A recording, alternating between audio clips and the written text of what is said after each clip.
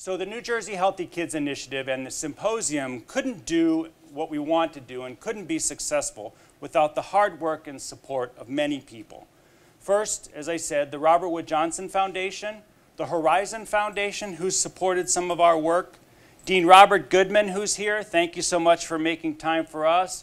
Bob Goodman is the Dean of the School of Environmental and Biological Sciences. So thank you very much for this opportunity to hold this symposium. We appreciate that. To Gloria Dominguez, who sends her apologies for not being able to be here. She's the interim director of the New Jersey Institute for Food, Nutrition, and Health.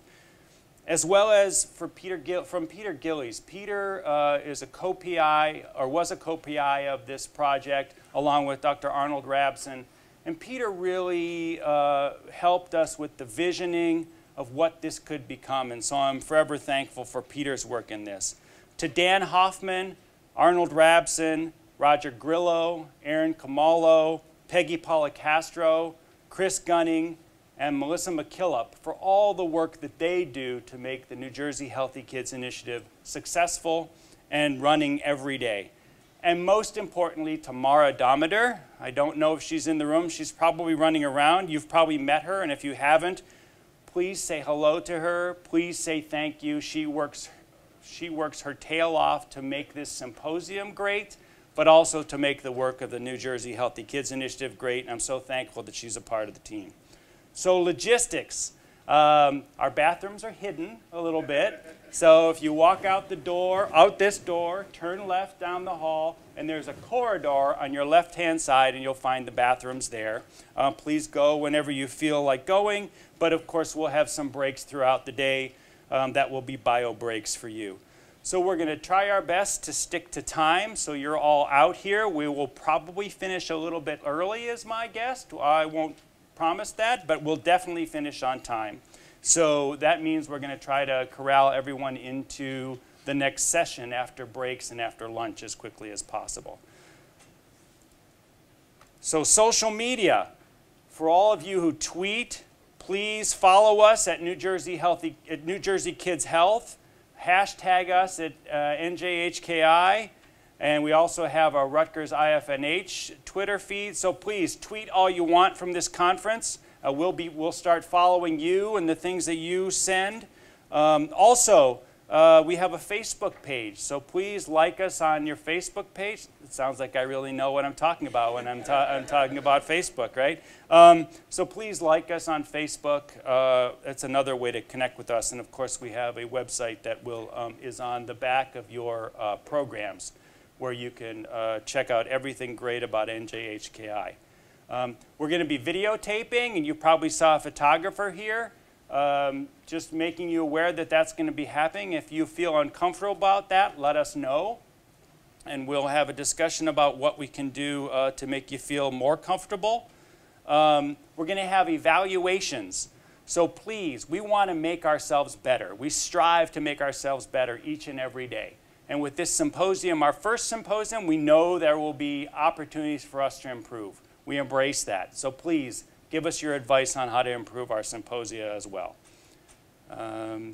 If you need Wi-Fi, here's the information on Wi-Fi. You can get to the RU Wireless Network, and then just click that you want guest internet access, agree to the terms, read them or not if you like, and then you'll have access to Wi-Fi, from which you can tweet and follow us on the website and all those great things. And then finally, we're going to try something really interesting that I'm excited about. So we're going to have the opportunity for you to ask questions via Twitter. So if you have access to Twitter, just type in hashtag NJHKI, and you can ask your questions. We'll also, after each speaker, we'll put up a slide that reminds you of the hashtag. We'll also have the hashtag of the last name of the speaker, so you can target your questions to those speakers as well as to the panels we have. For those of you who aren't Twitter savvy, we will have the good old-fashioned microphones for people to ask questions. So give us some feedback on that too. We're really excited about that. We're trying to push the envelope on innovation and creativity. And thanks to Peggy and Chris for the idea. We're really looking forward to that. All right, so I'm going to introduce Dr. Matthew Gillman. So you have bios for all your speakers in your booklet, so I'm going to be brief. I'm only going to say 2 things about Dr. Gillman. So I had the wonderful opportunity of having dinner with Dr. Gillman last night, and anybody who knows who Rocky Colavito is a good guy in my book. So if you don't know Rocky Colavito, look him up on the internet and you'll know. I'm from Cleveland, so that's why I love Rocky Colavito. And then the other thing that I think is really fantastic is one of the life-changing experiences that I had the opportunity to take part of was something called the Robert Wood Johnson Clinical Scholars Program. Changed my life and did a lot for me. And so anybody who's been able to do a Robert Wood Johnson Fellowship, and Dr. Gillman did the Robert Wood Johnson Generalist Faculty Scholars Program, is great in my book. So I welcome you, Dr. Gillman, and to everyone, Dr. Matthew Gillman.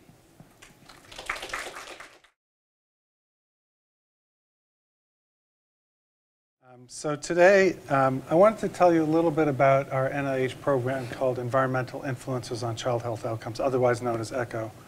And in that context, talk about 4 considerations for 21st century child health research.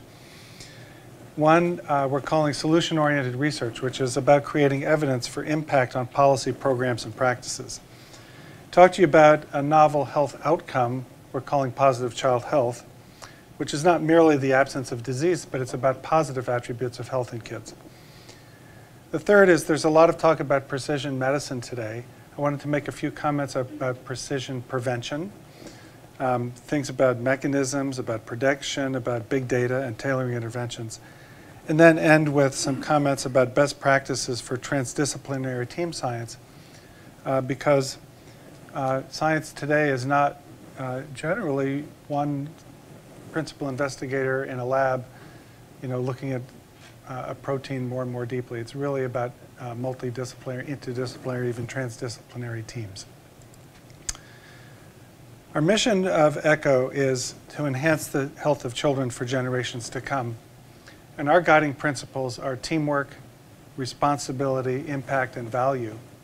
And under those guiding principles, we take the view that a good start to life can last a lifetime and over generations. And this is the purview of a scientific paradigm that's called developmental origins of health and disease. Some people call this DOHAD. In the DOHAD paradigm, we understand that perturbations or cues or events that happen at early plastic periods of development, sometimes critical periods, sometimes sensitive periods, can have lifelong, occasionally irreversible consequences. And if that's the case, to ensure the good start we're talking about, we need to understand some of the potential risks and resiliences, whether it be about maternal obesity and the diseases that relate from that, things that we find on our shelves, or indeed unhealthful habits. And then we need to know to whom and when these issues apply so we can pursue precision prevention. Ultimately, to take action in our kids and our families through programs like clinical trials and clinical practices and national, state, local policies to improve the health of our kids and adolescents. So ECHO is a nationwide program. We have about 250 performance sites and 1,300 key personnel across 44 states, DC and Puerto Rico, unfortunately not including New Jersey, in which we undertake both observational and intervention studies. Our observational studies are in our pediatric cohorts, and our intervention studies are in the IDEA States Pediatric Clinical Trials Network. And these are supported by the other 5 cores and centers that you see here. I'm only going to have a couple slides on our intervention studies, but I'll be glad to answer any questions about that during the Q&A. So the IDEA States Network consists of 17 clinical sites and its own data coordinating operations center. And what distinguishes these 17 clinical sites is that they're in states with historically low rates of NIH funding. And so the goals of the IDEA States Network are to provide access to state-of-the-art clinical trials among medically underserved and rural populations, and to build national pediatric capacity so that we can do those clinical trials by undertaking professional development and supporting infrastructure and teams. One of our goals is to apply findings from relevant pediatric cohort studies to children in idea states, and ultimately that means in the ECHO cohorts, which I'm talking to you about, the observational studies, our findings can be applied to do randomized trials in the idea states network. And I'm glad to say after a couple years, there are 4 trials underway or in development. So let me turn for the rest of the time to talk about the ECHO cohorts. So most of these cohorts started prenatally. So they recruited the moms during pregnancy, and now they're following the kids after birth. The overall goal of the cohorts is to answer solution-oriented questions about effects of a broad array of early environmental exposures on child health and development. And by a broad range of environmental factors, we mean everything from society to biology. So it could include physical and chemical exposures, like air pollution and like endocrine disrupting chemicals. It can include societal factors like maternal stress. It can include medical factors like cesarean section, psychosocial factors, behavioral factors, and biological factors. Somewhat arbitrarily, ECHO defines the exposure period as conception to age 5. And we focus our outcomes on conditions that are high impact throughout childhood and adolescence. So these include pre- and perinatal conditions, upper and lower airway, so there you might think asthma, obesity and its metabolic consequences, and the many facets of neurodevelopment. So key indicators there might be things like attention deficit disorder and autism spectrum disorder. In addition, as I was mentioning before, we've added a 5th outcome called positive child health. So as I said, positive child health is not the absence of disease. It really focuses on assets that enable well-being. And one can think of well-being in a number of domains: happiness, life satisfaction, meaning and purpose, relationships, achievement. And the group that's heading up positive health has also taken sleep under its wing because it's such an important factor in positive health. So what are we trying to do with these cohorts? Well, we're trying to weave together these 60+ existing cohorts of mothers and children. As I mentioned, all of the cohorts are following up the children, and some of the cohorts are still recruiting during pregnancy. We aim to establish a single data platform to conduct etiologic and prediction research. And given that the cohorts already existed, we need to harmonize the existing measures because they all started at different points in the life course and different eras in calendar time, and they all had different ways of collecting data. And then to create a protocol to standardize new measures. And so this is just one slide to give you a glimpse of what the protocol looks like. The protocol has already been ratified by a steering committee. What it does is it specifies essential and recommended elements across life stages.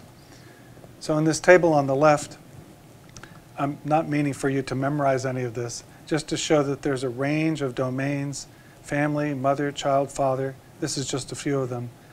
And the various life course stages under which we collect those data.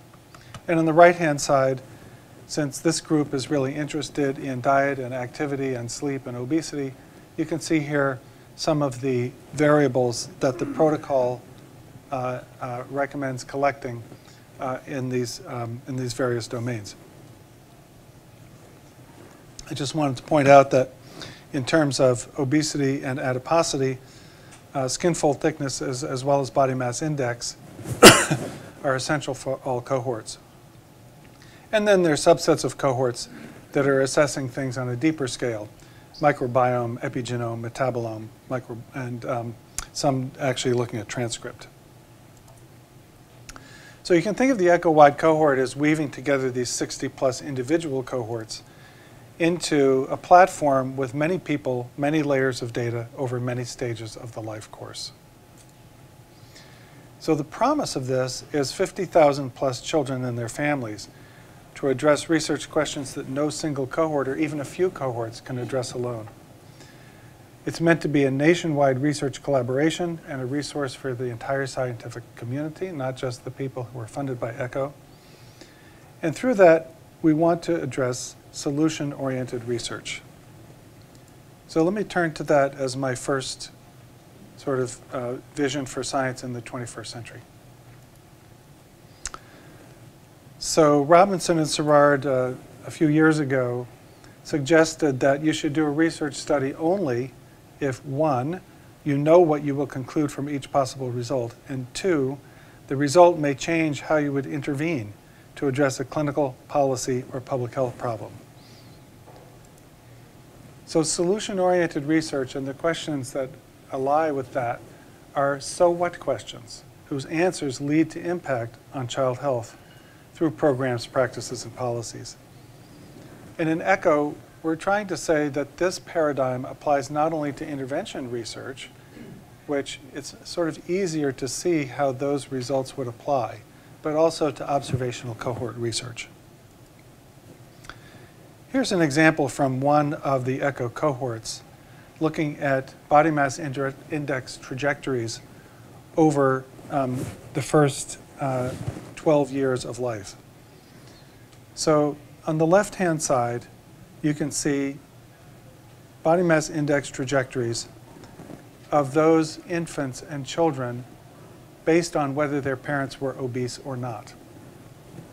So the bottom line, this bluish-green line, is the line of body mass index when both parents do not have obesity. The top line is the BMI trajectory of children among those whose both parents were obese. And in the middle, you can see the lines where one or the other parent was obese. So what I want to point out on this slide is that if you look from the beginning, these curves diverge in infancy. So even at the end of 12 months, you can see that they are different from each other. And so the solution part of this is that if you have this, it's possible that if you're faced with an infant and you know something about the parental obesity, this might be the time in life to intervene. So this is the kind of solution-oriented research. It's about timing of intervention. It doesn't tell you exactly how, but it's about timing. On the other hand, on the right panel, this is the panel of showing BMI trajectories among kids whose mothers smoked or did not smoke during pregnancy. So the top line, the green line, is the BMI trajectory among mothers who smoked during pregnancy. And the bottom two lines really together are the ones whose mothers did not smoke, either never or quit prior to pregnancy. In contrast to the graph on the left, here you can see that these lines don't diverge until early childhood. And so if you're dealing with kids whose mothers smoked or not during pregnancy, then the interventions that you might mount could be later than those on the left panel. This is very simplistic because there are multiple factors in every child, right? And so you have to take that into account. But this is the kind of analysis, this is the beginning of it. This is one cohort. You know, this is not the whole ECHO program yet, but this is one cohort, one type of trajectory analysis that might lead to solutions. So as I was saying before, the promise of the ECHO-wide cohort is to address research questions that no single cohort or even a few can answer alone. So we've started this strategic planning process within ECHO to identify the types of questions which are in the sweet spot for ECHO cohorts to maximize our value and see if we can identify and pursue a few big wins every year, which will be solution-oriented. Our cohorts are already publishing. There have been more than 100 publications already from the ECHO cohorts. But we want to know in ECHO, what are the things we stand for? What are our big wins going to be? And so we're thinking about this golden intersection among investigator passion, feasibility, I've shown you our protocol, and what we're calling end-user decision-making. Is that where the big wins are? Maybe so. So investigators are typically good at these two. We know when we're investigators what we're really interested in, and we have passion about that. We also have the ECHO protocol in front of us, and that intersection is like, that's where we should do our research. But what makes it solution-oriented? What makes it a big win? It's also driving the decisions of policymakers, of practitioners, of people who create practice guidelines, of trialists. So this is the part that we think needs more attention.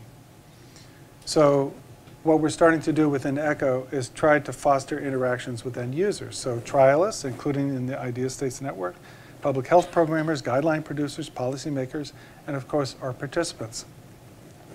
And typically researchers engage with end user stakeholders when disseminating findings, if at all. And what we're trying to do is create a culture to do this up front.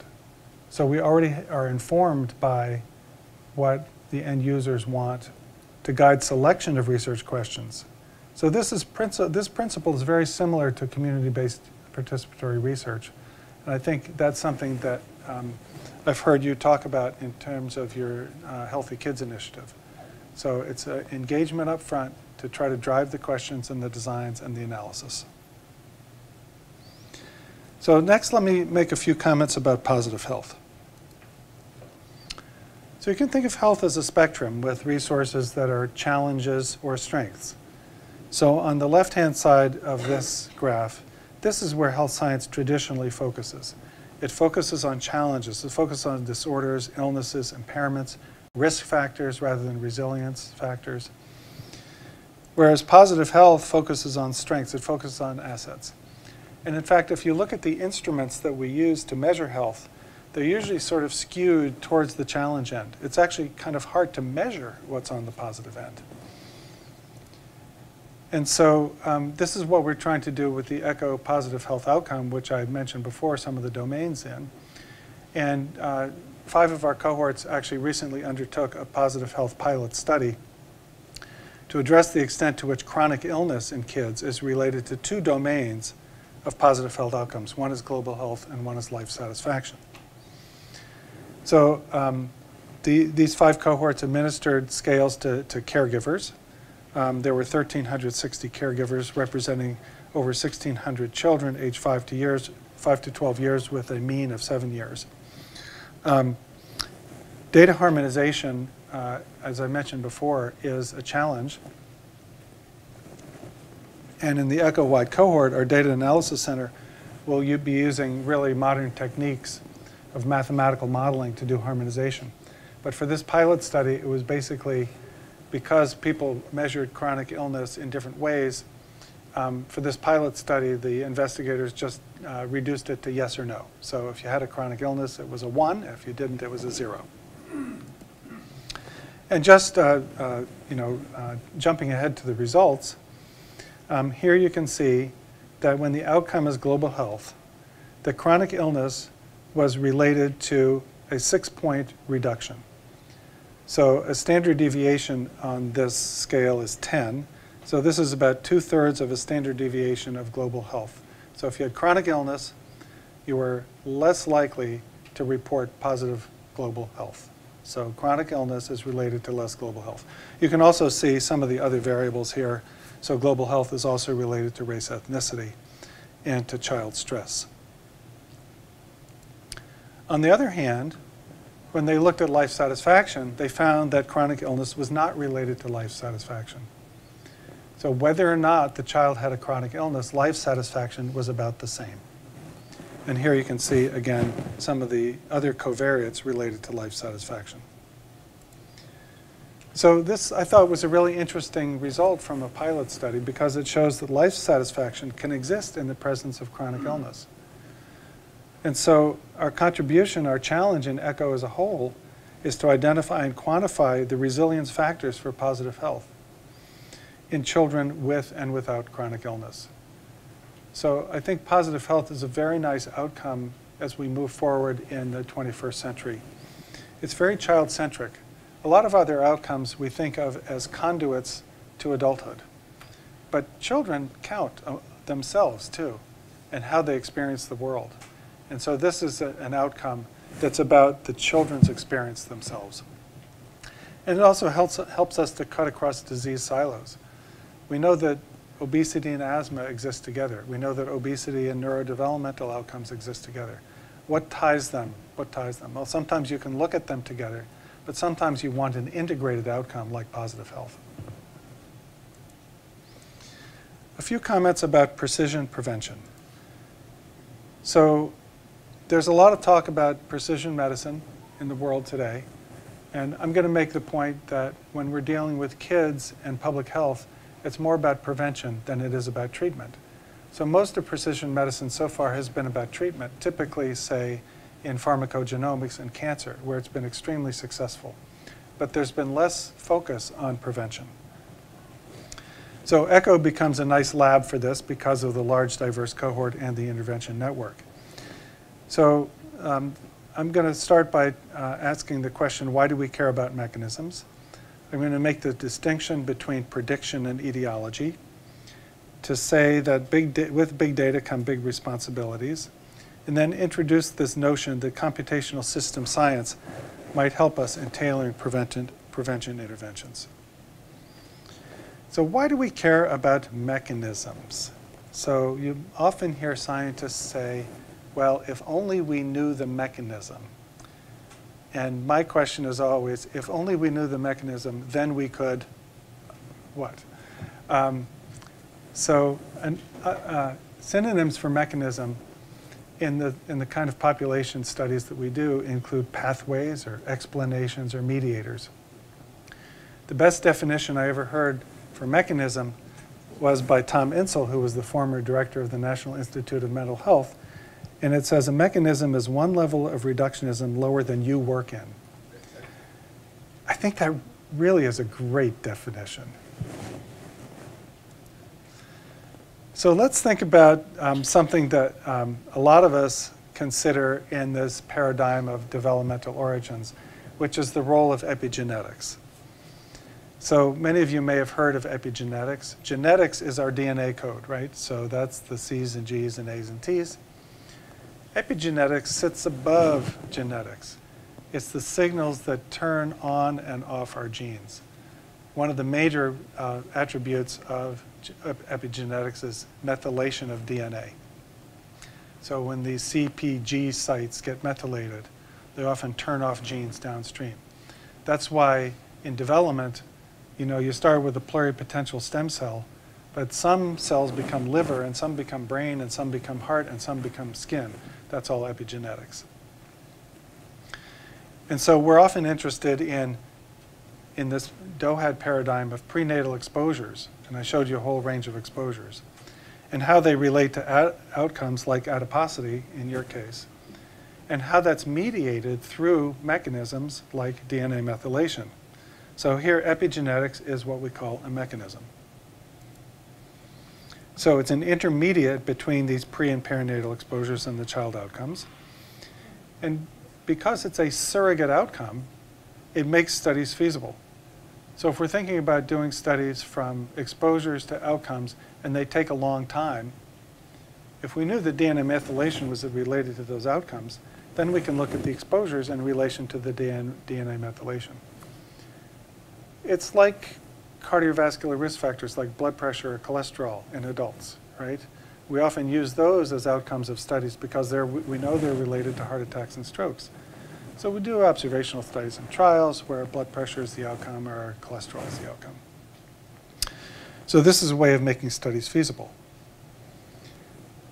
But people are talking about epigenetic signatures for prediction. And by prediction, what I mean is that we're trying to estimate the risk that a certain person has a particular outcome in comparison to another person.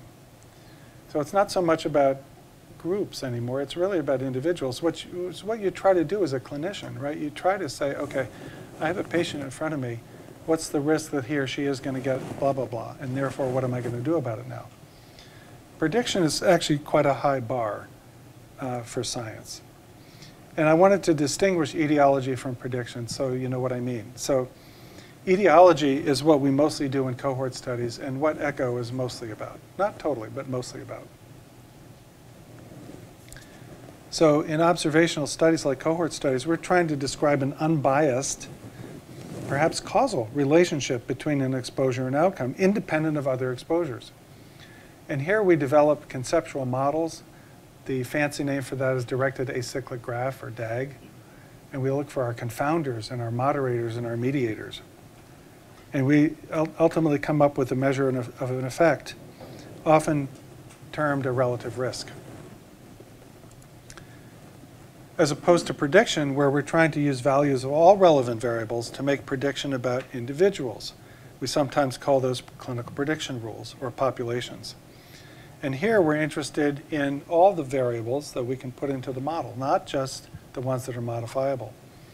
So for example, in the Framingham Risk Score, which is a famous risk score for developing cardiovascular disease in adults, you not only have things like diabetes and body mass index and blood pressure, which are modifiable, but you also have age and sex, which are, as far as I can tell, not that modifiable. At least age, sorry about that. So here we're trying to estimate the risk, the absolute risk of typically an individual, sometimes a population. But there's really a high bar for proof, because if you do the math, you know, those of you who have studied these things know there are things called sensitivity and specificity. There's the area under the curve of a receiver operating curve. These things are hard to maximize. In fact, in etiologic research, we often deal with relative risks that are 1.5 or 2 or something like that. But in prediction, relative risks have to be in the hundreds or the thousands to really be useful. And so when we think about epigenetics, you know, oftentimes in adults, the next question is, what's the drug that we can develop to interrupt this pathway or mechanism? That's really a medical model, and it doesn't really work so well in pregnant women and children, does it? Because we know about the risks of medications. And besides, what we're trying to do is, whoops, I thought I had a different slide in there. I will come back to this, but what we're really trying to do is prevent these risk factors in the first place. It's not really about interrupting the mechanism that much. Now, I'm saying this in a bit of a way to raise discussion about these points, but I think that there's not enough attention on this primordial prevention. But I did want to make some comments about big data before I get back to that. All of you have heard about big data. I think big data, it means different things to different people, but often it means collecting data from multiple sources on many people. And typically it's used for prediction, not etiology. But some people get mixed up about that, and they try to use it for etiology. The other thing I want to say is that with these larger sample sizes comes great statistical power to detect smaller and smaller effects. And so we often, so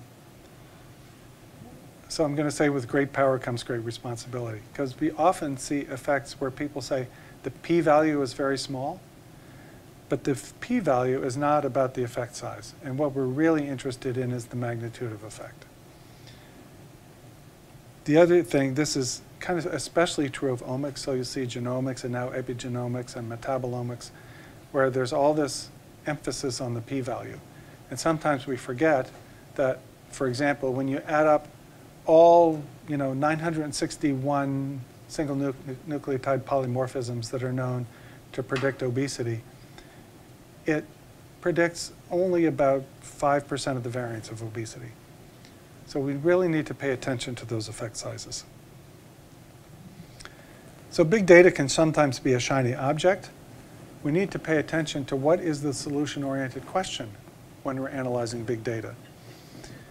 And in these observational studies, don't forget that quality in is quality out. Some people call that garbage in, garbage out, but I prefer to put it on the positive side.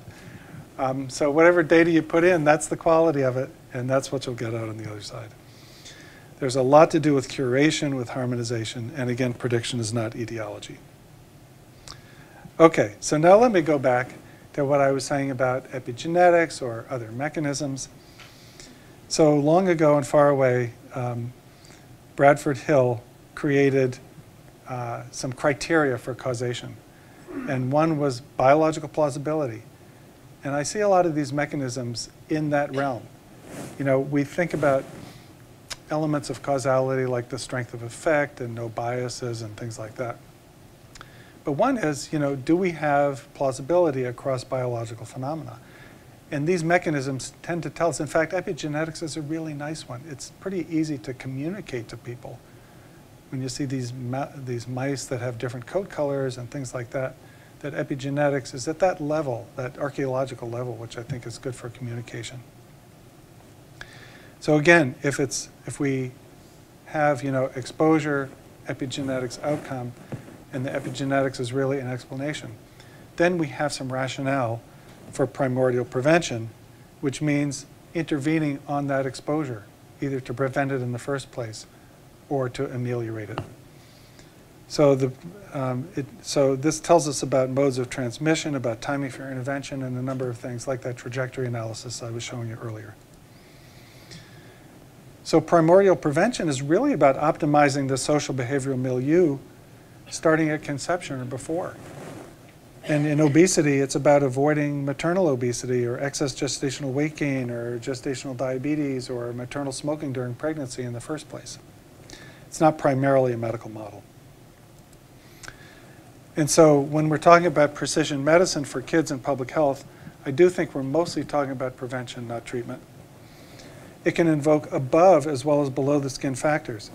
So a lot of precision medicine is about, okay, if we can only find the genetic or the epigenetic signature, we can do blah, blah, blah. But let's not forget that we also have all of the above the skin behavior, psychosocial, and social factors that we've been talking about for a long time in population health. We've been talking a long time about tailored interventions for subpopulations. I think what the new data sources and the big data offer is more refinement of what those subpopulations might be. And that's a hypothesis that needs to be tested. So one possible way forward is computational system science models to tailor community-based interventions. Well, there's a computational system science model called agent-based modeling. I've been working with Christina Economos and a number of other investigators in the United States and in Australia on this study we call COMPACT, which actually is a pretty good acronym, Childhood Obesity Modeling for Prevention and Community Transformation, to think about tailoring whole-of-community interventions to prevent obesity in early childhood. So the question is, which interventions for which populations at which times? And we're using this computational modeling to estimate diffusion of two factors, knowledge and engagement, through social networks within defined communities. So I'm going to give you just a bit of an introduction to this, and Chris this afternoon will take this a little bit further. But let's say you're interested in prevention of obesity. And over here, let's see if I can get the mouse to go over there. Over here we have our outcomes, right? Child body mass index, predicted by child behavior, child decisions, but also what the parents and child care workers do, also media, governments, retailers, and healthcare. So there are a lot of agents, you might call them, that have direct or indirect touch with the kids. Now, all of these represent community subpopulations. So, for example, the child care workers might be here in purple, the parents in green, and healthcare workers in orange. And you can see in these networks, these are individuals, and these ties between the individuals show that they are networked together. They have interactions. And so most of the interactions are within the subpopulation, but of course there are interactions across. Healthcare workers talk to parents, parents talk to child care workers, etc. So how can you devise an intervention that takes advantage of all these links among these people? Well, one way to do it is to take a representative from each of these and put them in what's called a steering committee or a task force or some kind of driving force where they get together and they network themselves and they create knowledge and engagement, agency, effectiveness, and then diffuse that back out through the community. And so in COMPACT, we were looking at this steering committee-driven community diffusion and taking a focus upstream. So a lot of implementation of interventions takes a view downstream. So what's between the parent and the child, or what's between the healthcare worker and the parent and the child. But here we are interested in about the intervention organization and those elements. Again, it deals with what happens during a steering committee, which will meet not only once but over time to influence its knowledge and engagement, and then diffuse throughout the communities. So the assumptions are that diffusion of knowledge and engagement help make community ready to change and promotes intervention success. And then you can model with the computer the interventions featuring this steering committee of representatives from multiple community groups driving a diffusion process across these sub-networks within the community. And just to cut to the chase, the summary of the preliminary results is the community conditions actually matter. So there's heterogeneity among communities. Communities are really different in their structures, in their readiness, in their knowledge, in their engagement. And this can explain differential success of interventions that we've already seen, despite the fact that the interventions are similar. In fact, it seems that the success of an intervention is affected by these initial community conditions, typically the knowledge, engagement, and social network structure. The organization of the activity of the steering committee actually matter. So if you have a match between the intervention design and the implementation of the intervention and the community condition, then it will increase how much diffusion occurs. And so, again, these are preliminary results, but it gives you a glimpse into an opportunity to tailor community-wide prevention interventions. So in this part of my talk, I've talked about precision public health or precision prevention, emphasizing primordial prevention over treatment, to guide what, how, and when. We need information on selected mechanisms, remembering not to confuse prediction with etiology, judicious approaches to big data, and possibly the use of computational modeling to tailor interventions. And ECHO offers opportunities in these areas because of both its observation and its intervention components. So my final comments are about transdisciplinary team science. So ECHO's big, right? And when I first was on the phone with all the principal investigators one by one, I was saying, you know, this job I have is probably like herding cats. And one of them said back to me, no, actually it's like herding lions. You know, principal investigators tend to be really wedded to what they've been doing, and we had a lot of investigators here who've been leading their own cohorts for as much as 30 years. But after hearing that, I took that to heart, and I thought, well, actually, it's a lot better if lions herd themselves. And so I think our job in the ECHO program office is to throw a lot of antelope out there and let the lions go after them. So we're trying to institute best practices for how to do team science in the 21st century. We think of ECHO as a learning system where we can learn, apply, and evaluate the principles and practices of transdisciplinary team science to improve program processes and outcomes in real time. Because we believe with the right people and tools and a transdisciplinary approach that team science produces insights which result in the whole being more than the sum of the parts. So how are we doing this? We're trying to foster a culture of collaboration through a lot of listening and engagement. We understand that team science takes a lot of things. It takes a shared vision and guiding principles. It takes building trust. It takes setting expectations. It takes communication, and communication is multi-directional. It takes sharing credit and resources. We have to recognize that there are power structures, and there are a lot of processes for governance that we have to put in place. ECHO is a cooperative agreement, which means that NIH is in a partnership role. A cooperative agreement is somewhere between an individual grant and a contract. An individual grant, the principal investigator has a lot of leeway. In a contract, there's no leeway. You have deliverables.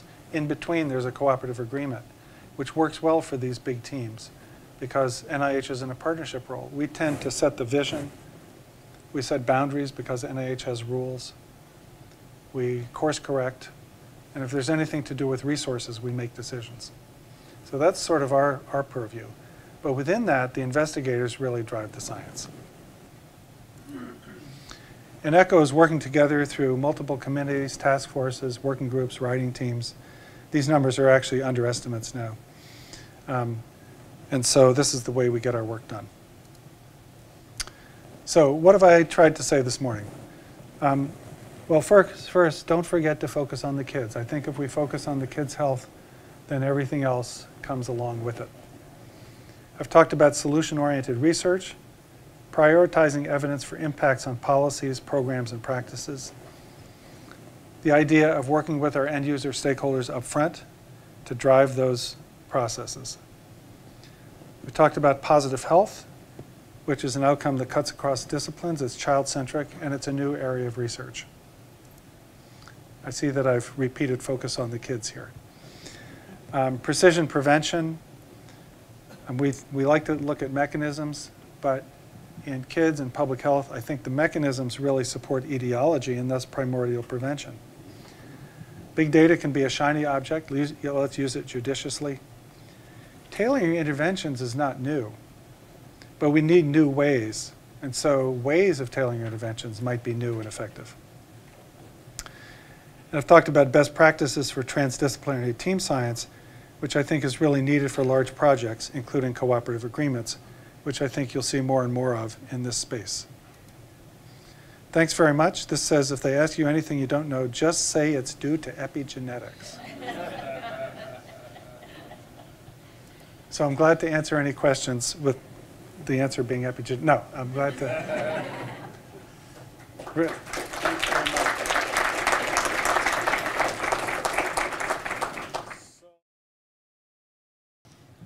So around here, that last cartoon many people around here would say, anything you don't know, it has to do with the microbiome.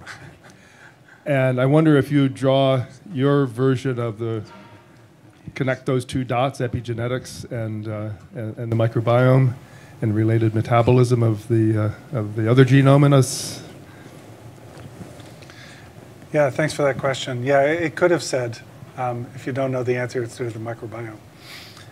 So many of you may know that we have, depending on who's counting, 3 to 10 times as many bacteria in our bodies as we do cells. So we live in concert with the bacteria and actually other microorganisms in our gut, but not only our gut, but also other places like our nose. The environment around us also has a microbiome, which can have an impact on us. And so there's been a lot more attention recently about the relationship between us and our own bacteria. The bacteria in our gut, for example, can metabolize food in different ways depending on time of the day, depending on what the food is, depending on other environmental factors. They can produce chemicals like short-chain fatty acids that may have an impact on many of the conditions we're talking about, including obesity and allergies and asthma, through immune mechanisms. I think that the science of the microbiome is really fascinating, and it's pretty much, even it itself is in its infancy. Because what most people do is either look at the species in the gut and say, well, it's the ratio of Bacteroides to Firmicutes that's really important. Or they look at the metagenome. They look at the genome of the bacteria and they say, well, that must be important. But both of those are kind of static measures, and they're not really functional measures. And so I think one of the really key goals we should have in this area, scientists, is to look for functional measures of the microbiome that we can relate not only to the outcomes, but also to the exposures. Would you like to say anything more about that, Bob? That's great. So one of the Twitter questions is, how can New Jersey become an eco center location? I wish you hadn't. The answer is epigenetics. No, I'm just kidding.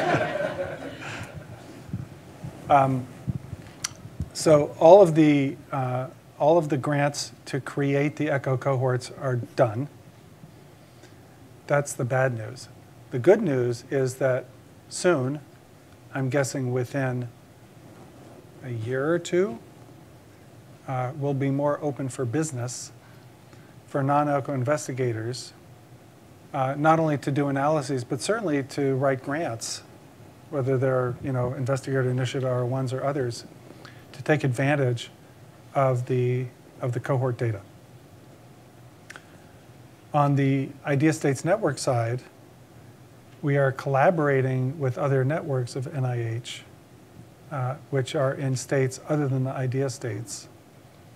For example, with the NICHD's Neonatal Research Network and with the Pediatric Trials Network to do work that, again, is more broadly based than in those 17 states. Hi, I'm Josh Miller. I'm professor and chair of nutritional sciences here. And I'm really happy that you were talking today about population studies, but getting into the precision prevention.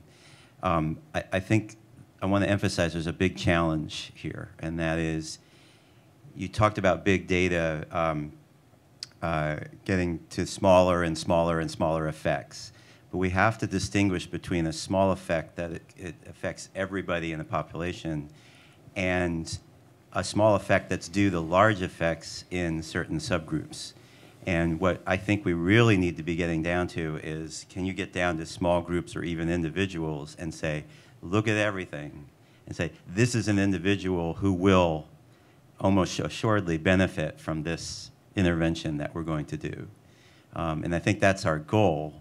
But it really has to recognize that it's going to be difficult going from that big populations down to these individuals. Yeah. What I also take from your question is the Jeffrey Rose strategy of prevention. So about 30 years ago, Sir Jeffrey Rose wrote a really great little treatise. If you haven't seen it, it's called Strategy for Prevention. It's a book that I don't think it's more than 200 pages. And really what it demonstrates, what it theorizes, and since then has been demonstrated, is that if you take a population and move this whole curve of a risk factor or a condition a little bit to the left, in other words, improving it, you'll have a large impact on public health. Because most people are in the center of a distribution. They're not the people who are diseased or totally high risk. So the small increments on a large proportion of the population make a big difference in health. So what we may be talking about is combination approaches. So we have the Jeffrey Rose type approach for, let's say, salt in the food supply, which might lower the blood pressure in everyone by half a millimeter of mercury or something like that. And combine that with high-risk approaches, we're doing more precise prevention. Is that something that you were also leading at? Yeah, you're getting to this, but we also have to take into account the possibility that what might be good for some might actually not just not good for some, but or neutral for some, but is actually bad. Yeah. And in my area of research in folic acid, is an area where there's a lot of disagreement over that. And so I think we need to keep this in mind, that individuals are different from populations. Yeah, that's great. My only plea in that regard is that often you'll see people showing an intervention, and they show the distribution of effect. And they show that some people benefit, some people neither benefit nor have harm, and some people have harm. But that's usually a single point. And what we don't usually know is if you did the same experiment on those same people, would you get the same distribution? It's called within-person variability. So we need to take that into account, because we do that with all our other risk factors. Why don't we do that with intervention effects? Other questions?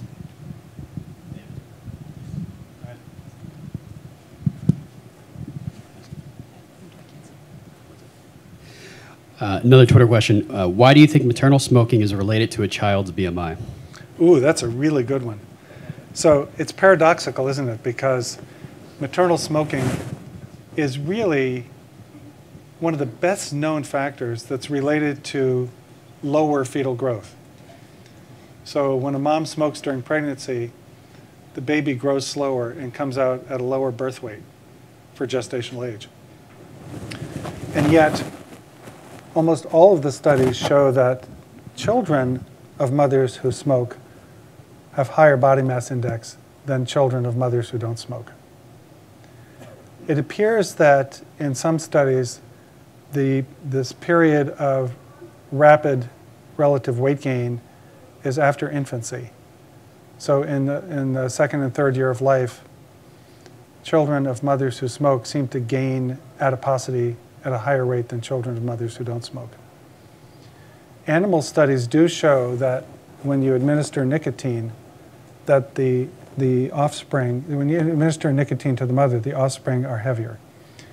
So while it seems that this all could be about socioeconomic confounding, there may actually be some true causal effect. Why that is, I don't know. All I can say is when people stop smoking, they gain weight. So maybe when mothers stop smoking, it affects the appetite centers, say in the hypothalamus or in the dopaminergic pathways or something like that, that makes the babies eat more and gain weight. That's a theory. But it seems like a very consistent finding. Patricia O'Neill. I'm a school nurse at the Wandell Elementary School in Saddle River, New Jersey, which is up in Bergen County, pre-K to 5th grade. So I just have a question.